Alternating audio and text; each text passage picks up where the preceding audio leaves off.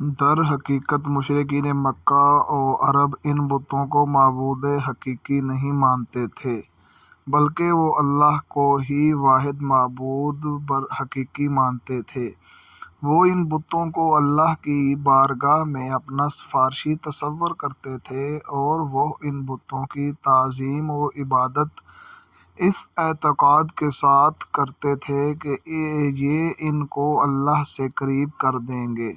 دوسرا، وہ تصور کرتے تھے کہ ان بتوں کو خدائی صفات میں سے قوتیں اور طاقتیں حاصل ہیں، لیکن بہرحال حقیقی رازق و مالک وہ اللہ کو ہی مانتے تھے۔ دراصل مشرک ہوتا ہی وہی ہے جو اللہ کو مان کر پھر اس کی ذات و صفات یا عبادات میں کسی اور کو شریک کرے۔ ان مشرکانہ عقائد کا نتیجہ یہ نکلا کہ مشرکین مکہ بری طرح سے توہم پرستی کا شکار ہو گئے۔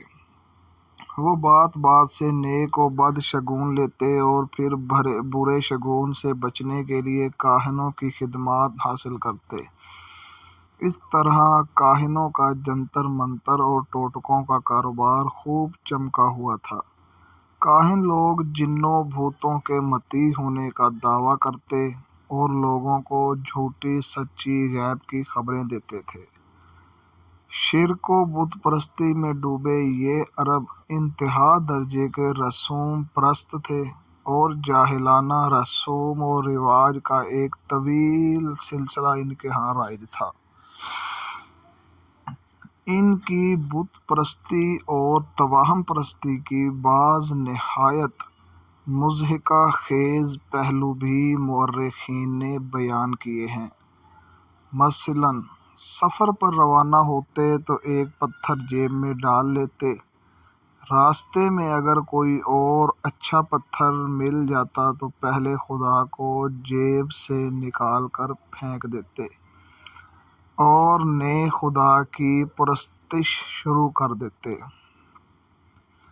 اگر روانگی کے وقت پتھر ساتھ لینا بھول جاتے تو راستے میں جس منزل پر رکتے تو وہاں سے ہی 4 پتھر تلاش کرتے، 3 کا چولہا بناتے اور چوتھے کو معبود بنا لیتے۔ اگر کہیں پتھر نہ ملتے تو مٹی اور کنکریوں کا ایک ڈھیر جمع کر کے اس پر بکری کا دودھ بہاتے اور پھر اس کے سامنے سجدہ ریز ہو جاتے۔ ذوق بت پرستی صرف پتھر تک محدود نہ تھا، لکڑی اور مٹی کے بھی بت بنائے جاتے۔ ایک مرتبہ بنو حنیفہ نے کھجوروں کے ایک ڈھیر کی عبادت شروع کر دی۔ اسی اثناء میں قحط پڑ گیا۔ جب کھانے کو اور کچھ نہ ملا تو سب نے مل کر اپنے خدا کو ہی کھا کر ختم کر دیا۔ یوں خانہ کعبہ جو زمین پر اللہ کا سب سے قدیم اور مقدس ترین گھر ہے، مشرکین کے ہاتھوں شرک و گمراہی کا گڑھ بن چکا تھا۔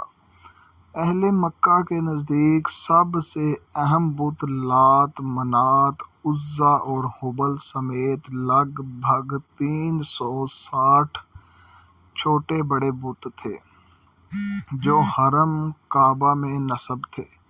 عرب ان کی پوجا بھی کرتے اور ان پر قربانیاں بھی پیش کرتے۔ حج کے دنوں میں یہ کفر و ضلالت کے مناظر اور بڑھ جاتے۔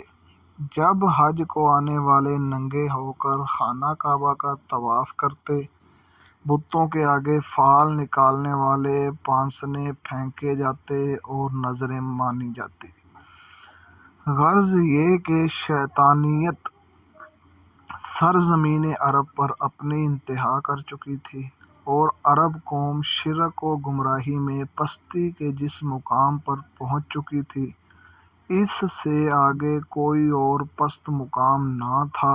اب اللہ کی شان رحمانیت کی باری تھی۔ چنانچہ انہی مشرکین کے بیچ میں اپنے حبیب صلی اللہ علیہ وآلہ وسلم کو پیدا کر کے شرک و کفر کے بت پر وہ کاری ضرب لگائی کہ